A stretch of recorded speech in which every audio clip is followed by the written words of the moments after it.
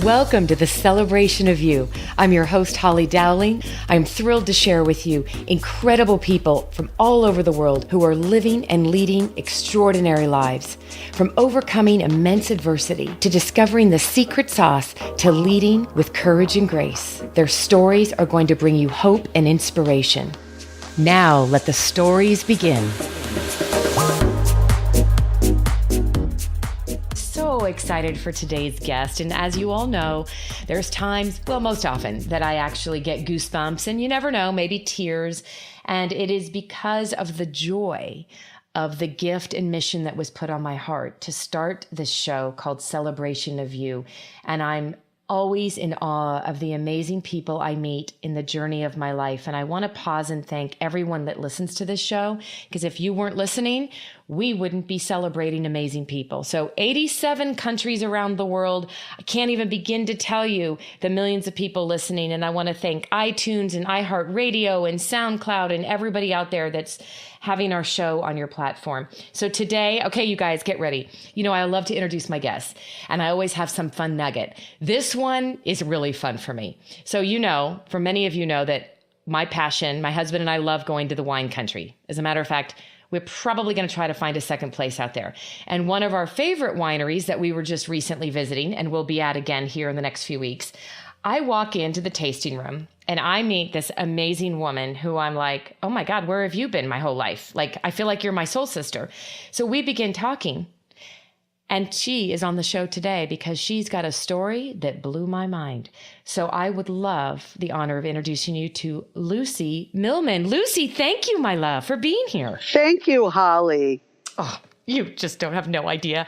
The amount of gratitude and joy when I left there. I was like, that's it. Darn it, Steve. Lucy's going to be on my show. And you had no idea that email was coming, did you? No, I was like, oh my goodness, that was her? She's all this too? She's fun. Well, Well, at the winery, not everybody's fun. Well, that's right, because Mostly. you shared some good stories of some not nice people too, by the way. It happens. Yeah, it does. But girlfriend, so tell us a little bit about your passion of what you're doing today. And then I'll have you tell this. Well, it kind of ties to the story of you and your husband deciding to go live a dream and you left Chicago. Take us through that quick story. I love this part. Well, in 2006, I had my second diagnosis of breast cancer. So the journey really started for me in 1997 when I had my first, because you know what? 2 times is never enough. And I had the second diagnosis, but in the meantime, I had already started walking the 3-day walk with the Komen Foundation to raise money for breast cancer research. I started doing that in 2002 to celebrate being 5 years cancer-free. So that was great. It was year 9, 2006. I was already planning the celebration 10-year party in 2007. Hello, other plans. But I, got the second diagnosis. I am so lucky. I am 12 years cancer-free this year. Oh, in the meantime, I had started a party of all pink food and pink wine. Thanks to my friend Marcia came up with that idea. And we were at the liquor store in 2006 looking for pink wine for the pink party. And we saw this wine, a rosé of Pinot Noir called Lucy. Well, hello, perfect. And then you turn it around and there's the pink breast cancer ribbon. $1 of every bottle went to breast cancer research. Well, that was just coincidental.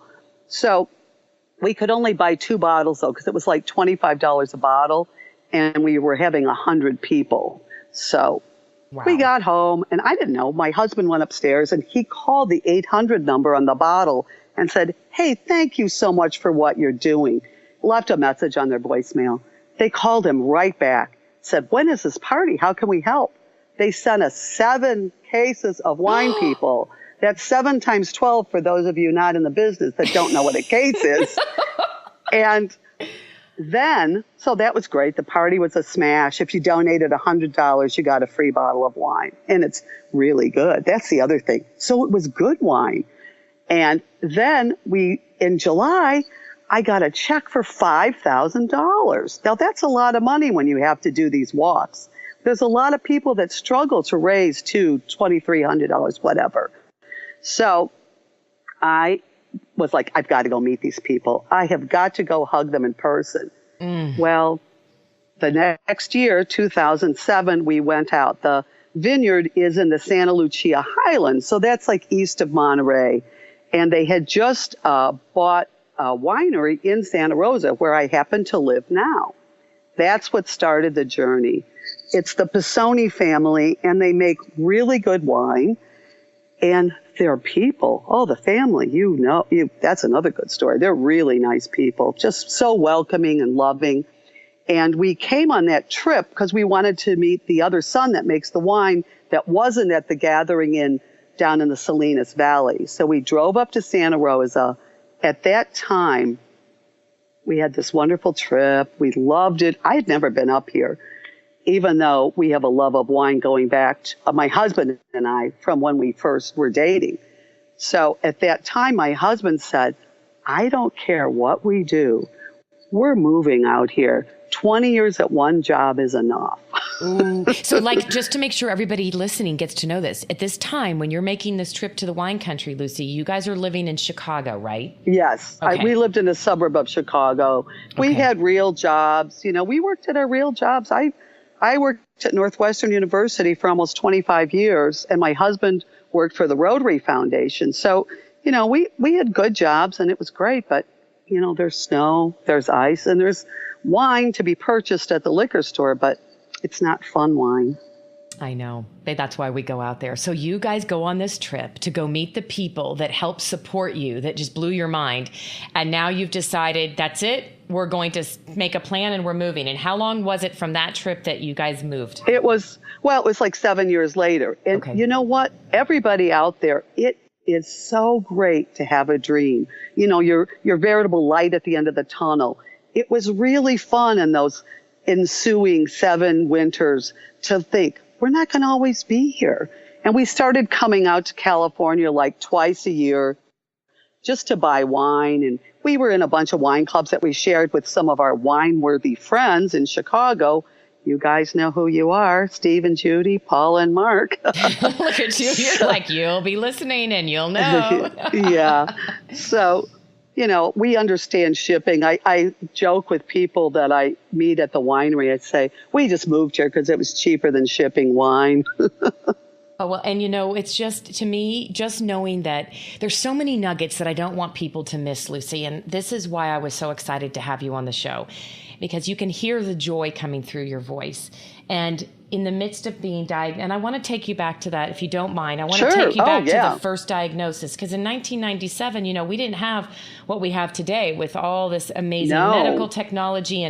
And what I saw and heard from you, and why I wanted you here, is you didn't let cancer stop you. You didn't stop dreaming and going after things. And you also continued. You're now 17 years, I believe, of walking. 12 years. Oh, 17 years walking. Yes, that's correct. Yeah. And I'm one of the all-stars of the 3-day walk.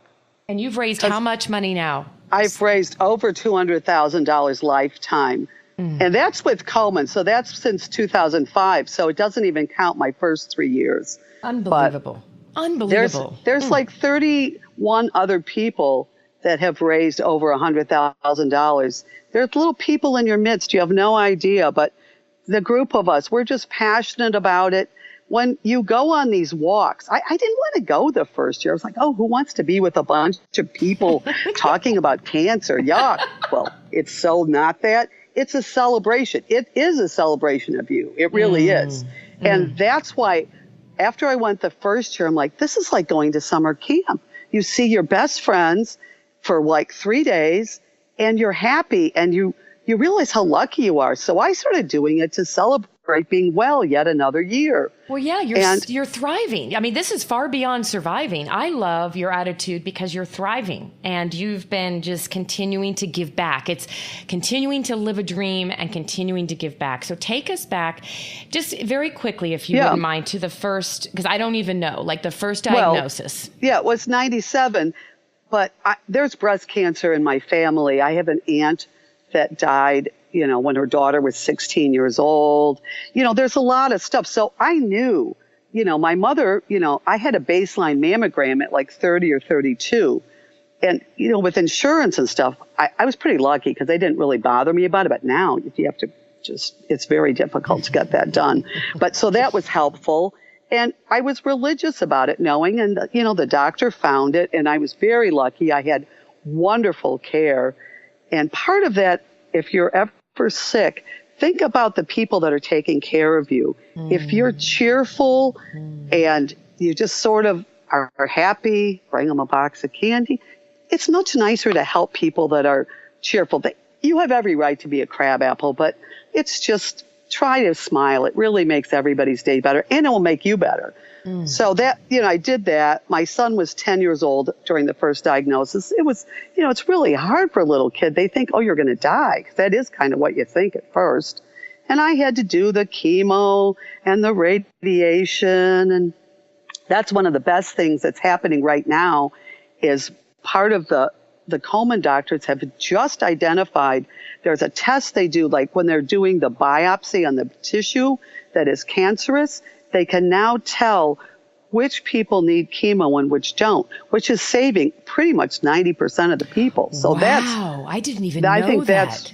It was something we learned at our little meeting that we had in Dallas in June with all the lifetime commitment people that have raised all the money. So that's really nice because chemo is kind of weird. It's sort of like having a hangover for months. You and it's just like you have keep the best trying, analogies. but it's like you keep eating like a Snickers or a Coca-Cola and it doesn't go away. And, I thought, oh, great, I'll have chemo, I'll lose a whole lot of weight. Well, no, I think I gained weight. You even tried to find the positive in that.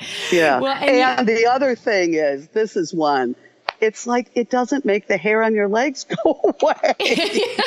Hello. No eyebrows, no eyelashes. Some of the other parts, no, but not the legs.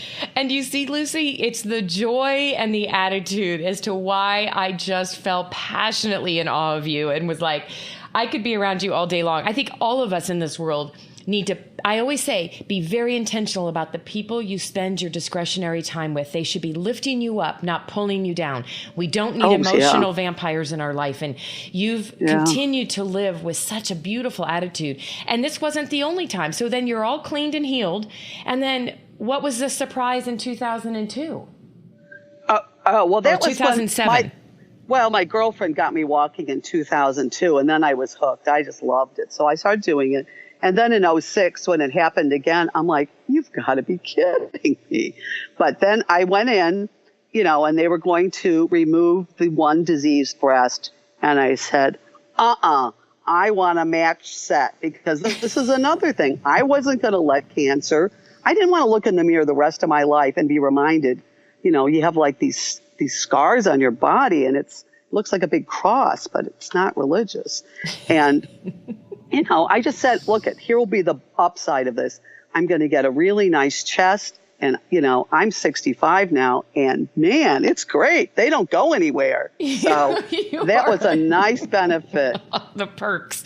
I love it, Lucy, the perks. And you are still kicking and living and having a blast and just being around you. And, it's fascinating because, this is the part when I learned this about you. I was like, wow, I just love your attitude. I think there isn't a person out there that couldn't just be given an injection of hope just listening to you. The part, take me back. So one of the things I love to ask guests, and I'm just curious for you because you have such an essence of tenacity, you're fortuitous, like you just have this drive in you. Take me back to your younger years, maybe as a young girl, maybe early childhood.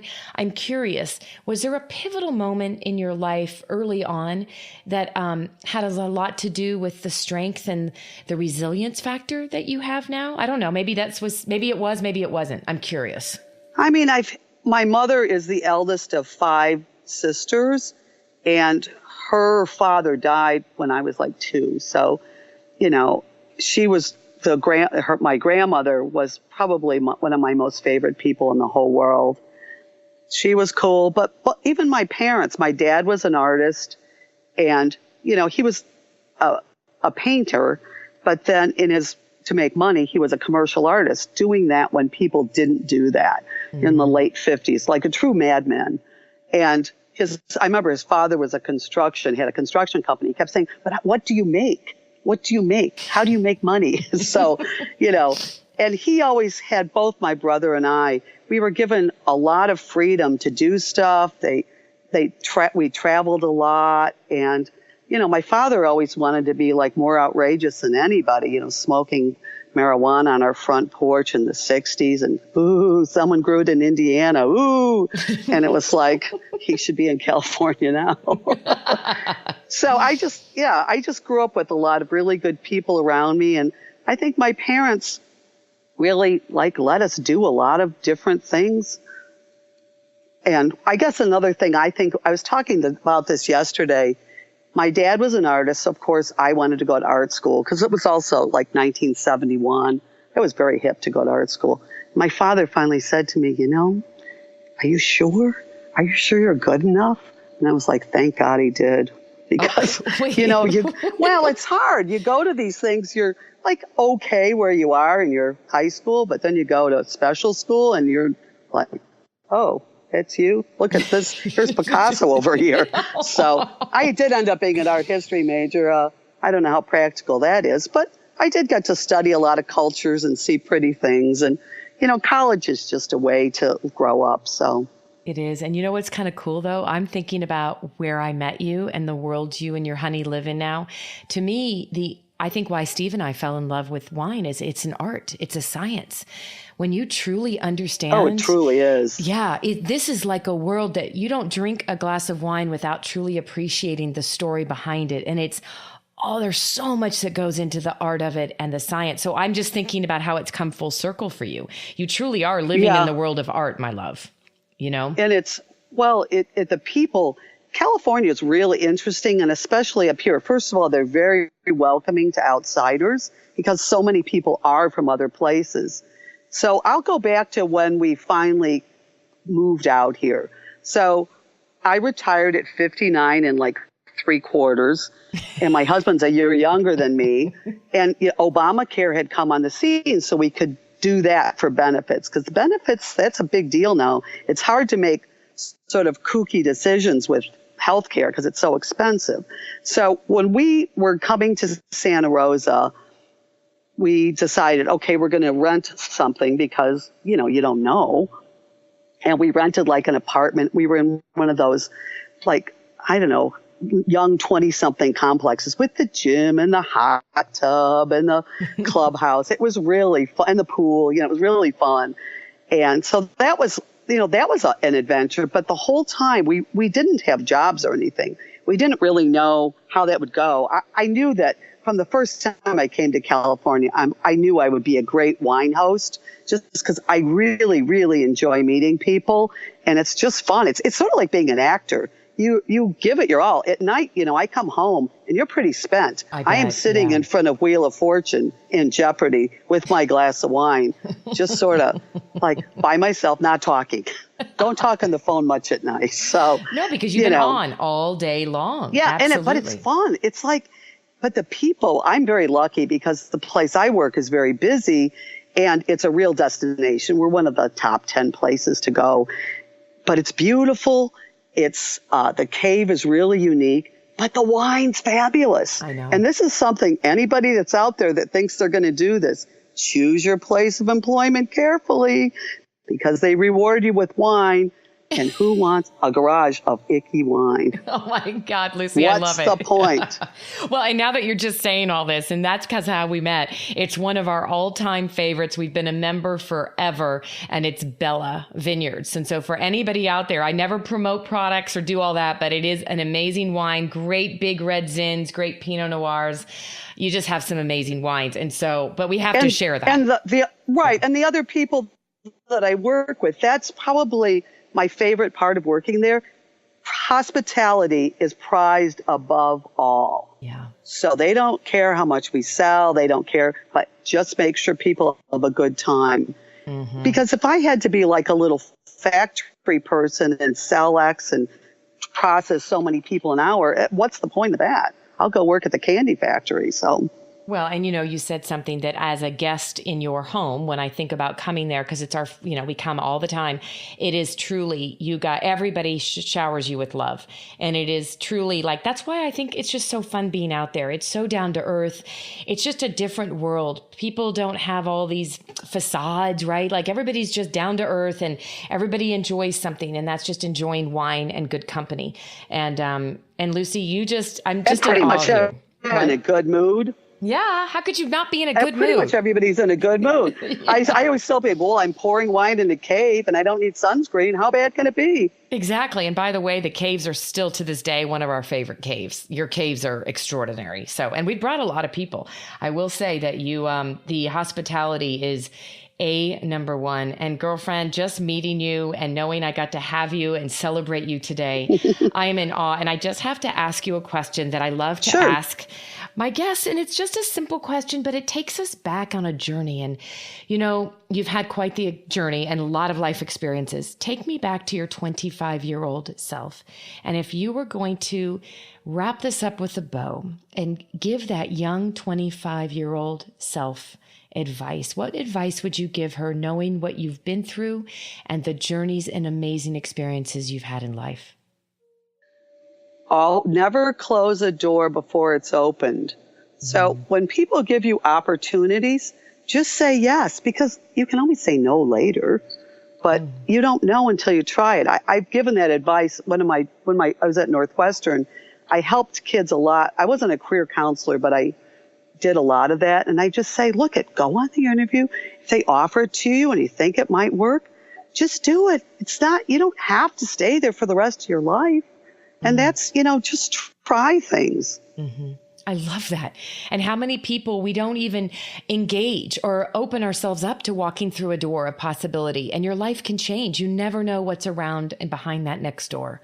Well, that's totally what happened to me. It's like, who would have ever guessed that having cancer would be the best thing that ever happened to me? I mean, really, it led me on this journey that opened so many doors and changed my life. And, so this part of my life, a lot of people are sort of sitting at home learning how to knit or something. And I'm like, I'm having a whole nother career. And I got a collection of wine for the nursing home to beat the band.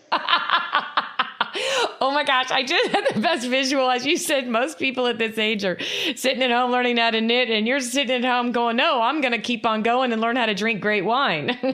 Yep. I love it.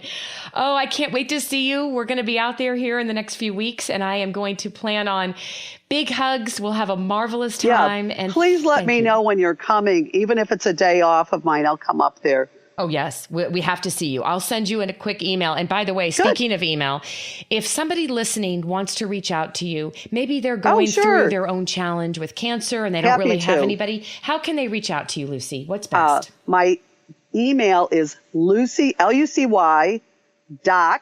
.Millman, M as in Mary, ILLMAN @gmail.com. And I would love to hear from you. And I know I'll send a hug your way over the emails. And if you come out to Wine Country, we'll hug in person, okay? And that's what you mean, and I know it. And I can't wait to give you a hug and see you in a few weeks, my love. Thank you for giving me the honor of having you on today. Thank you, Great. darling. Thank you, Holly. You're welcome, dear. Thank you for joining me for another awesome celebration of you. If you were inspired by this story, please share it with your family and friends and hashtag Your Story Matters. I'd love to hear from you, so please leave a comment on iTunes. And absolutely, please come to my website, hollydowling.com. Leave a comment there too, and while you're there, pick up your free gift. Most importantly, though, just remember that your life is a gift from God. What you do with it is your gift back.